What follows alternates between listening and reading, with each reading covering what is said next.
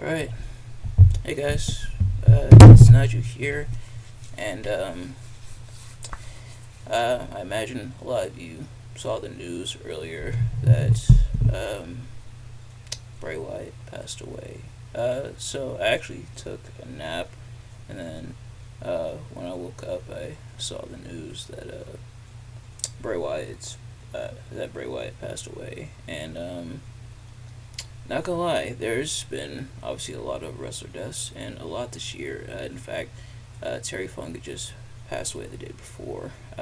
Rest in peace to him, of course. But I feel like out of all the wrestler deaths, and obviously no disrespect to the other wrestlers who have passed on, but this one, this one hurts quite a bit. Um, for starters, it was unexpected. We knew Bray Wyatt had been having some health issues, and we knew that whatever it was serious, just from the fact that he hadn't returned to the ring since his match with LA Knight at the Royal Rumble. But but now learning what he was going through with the heart issues, and then with COVID on top of that, as reported by Sean Ross Sapp, is pretty heartbreaking. Um, Bray Wyatt, Bray Wyatt. I remember when he first came onto the scene, at least on the main roster, or because I didn't watch NXT back then. But I remember when he first came on to the main roster around 2013, 2014. Something about him and his character, and the Wyatt family and all that, was always very like interesting and intriguing, and just seeing his career throughout, how definitely one of the most creative minds in the history of pro wrestling, and that's no debate. Ain't no argument there. One of the most creative minds. His ability to innovate and come up with these new ideas, new characters, stuff like that. He was doing all kinds of like characters and stuff that nobody else was really doing, and a lot of gimmicks are in pro wrestling are like derived from other gimmicks. Because that's just the nature of things. When something comes around, others are gonna take inspiration from it. But with Bray, everything felt original and new, and very unique, very creative. Putting such a creative twist in his characters. And the thing I love most about the characters is that he puts so much time and care into his characters with anything he did, whether it was the Eater of Worlds, the Wyatt family, or the Firefly Funhouse, excuse me, and the Fiend, or kind of the new thing he was doing with like Uncle Howdy and everything. And obviously, those also took some inspiration from other places, but otherwise, it's pretty much like new original stuff nobody else was really doing, and putting all the time and effort into it, especially with like the vignettes of him returning after he was released in 2021, of him returning with the White Rabbit and everything, and all this stuff going on, and the fact that with his storylines, with everything he did, each and every piece was connected in a way. A lot of stuff, of a lot of like breadcrumb stuff, that when you look back on it, some stuff stuck out a little bit more or than others, but there's also a lot of stuff where you look back in retrospect like, oh, that's why that happened that way that it did. Stuff that really trying to think of the word here, and I'm also trying to do this without crying. And not gonna lie, it almost got me earlier when I first read the news, but just all kinds of different and creative, ideas and stuff that, in retrospect, like you look back on like, wow, how it's crazy that things were built up that way. Stuff was interconnected. It gave each story a purpose, and and you want to be along for the journey. And even if the idea seemed ludicrous at first, I remember when the Firefly Funhouse was first presented, everybody was like, what the heck is this? What are they doing to Bray Wyatt? Hey, what type of this? This is crazy. This is insane. This is dumb. Stuff like that. But as we kept watching and stuff kept piling up, it started to really become interesting. And then when the twist of the Fiend happened, when it came to the Firefly Funhouse, that's when people who were fully hooked and fully invested, and that's when it paid off. And Bray definitely had the charisma to pull it off as well, and he was always a joy to watch. Not just in the ring, being able to move as athletically as he did, but also on the mic, he definitely had a way with promos to where you were captivated. You hung on to every word he said, and it was phenomenal stuff. And yeah, he was entertaining. He was thought provoking, and just all kinds of fantastic stuff. And gone way too soon. Just 36 years old, and really before he could reach his potential, he captured the world championship.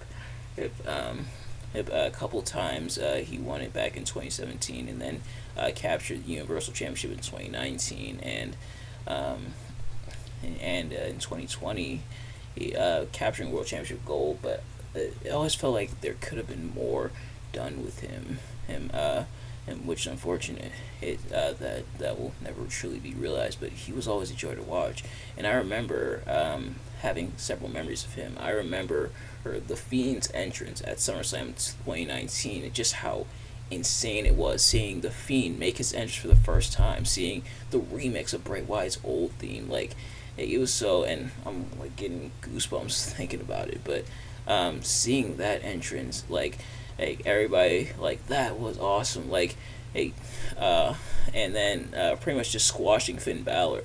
But we forgave it because the whole presentation, everything was phenomenal. And then when he came back last year at Extreme Rules, and everybody, like the crowd erupted when he came back, and the crowd erupted when they heard the Firefly Funhouse theme, and then just seeing everything, the abandoned Funhouse, also the cobwebs, then the door, and then Bray revealed with the lantern. Everybody just went nuts for that, and seeing him cut his emotional promo afterwards, it's just such fantastic stuff with Bray. And you could tell even with the Uncle Howdy storyline, and that being connected, and the Wyatt Six storyline they were building, even though that never really materialized, and that's partially due to his illness and everything. Even though it's never really materialized, and we never fully saw where that went, and seeing the the creativity in it just, a man who just oozed creativity. He with everything he did, and stuff that definitely kept you captivated and kept you watching. And like, I remember for a lot of people, Bray Wyatt got them back into wrestling. And I remember, like, when the Fiend first came about, how people were like, this got me back into wrestling. I hadn't watched wrestling in a while, but going back for the Fiend and everything, and being hooked back into wrestling, and especially with how 2019 had went, then to see the Fiend come about, like, definitely one of the highlights for 2019 was the Firefly Funhouse and the Fiend, that storyline. And so Bray definitely had an impact, and like reading all the tributes and tweets and stuff like that from everybody that Bray had impacted, just seeing how many people were touched by Bray Wyatt, and his kindness, his gestures, just all that stuff, seeing like all the good stories people will have about him, and how he was like a great person, stuff like that. And it's awesome to see. And then they also showed that both he and Brody Lee are no longer with us, and that is incredibly heartbreaking. And knowing Bray, how close he was with Brody Lee, and how he reacted when Brody Lee passed, I'm glad they're finally going to be reunited again.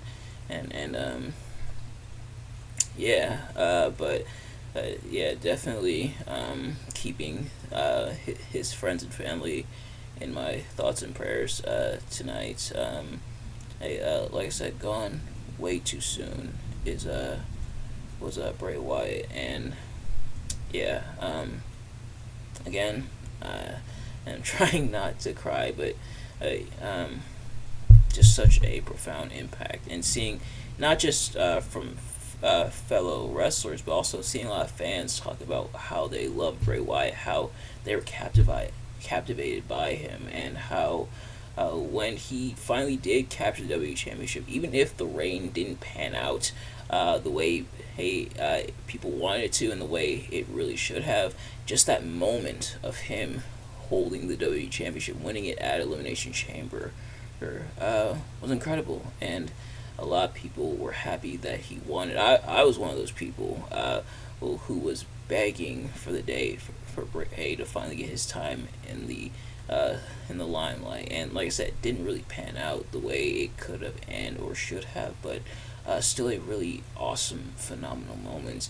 And for Bray Wyatt, is winning the WWE Championship, and then winning the Universal Championship as well, and yeah, but I think that's going to do it for this. Yeah, rest in peace to Bray Wyatt. It's like I'm sorry. I'm still trying to process it, and it almost doesn't feel real. Like, life truly is unfair sometimes, and life truly is short. Or that's why that's why you hold the people that you're close to very close, because you never know when they're no longer gonna be with you. And it may happen unexpectedly where they're no longer with us, and that's definitely what happened here. Bray Wyatt definitely gone too soon. But I think that's about it. Thank you all so much for watching. Oh, I also forgot to mention that at the money raised for the merchandise, for Bray Wyatt merchandise over at W Shop, is going the proceeds are going to JoJo Offerman, Bray Wyatt's wife, and their children, and so that is definitely something fantastic that WWE is doing, and so if you're able to go support them there, but yeah, and it's also nice to see other companies as well paying tribute to Bray Wyatt, such as the NWA and Impact, AEW, who really awesome stuff, and yeah, but thank you all so much for watching again, and rest in peace, Bray Wyatt, man.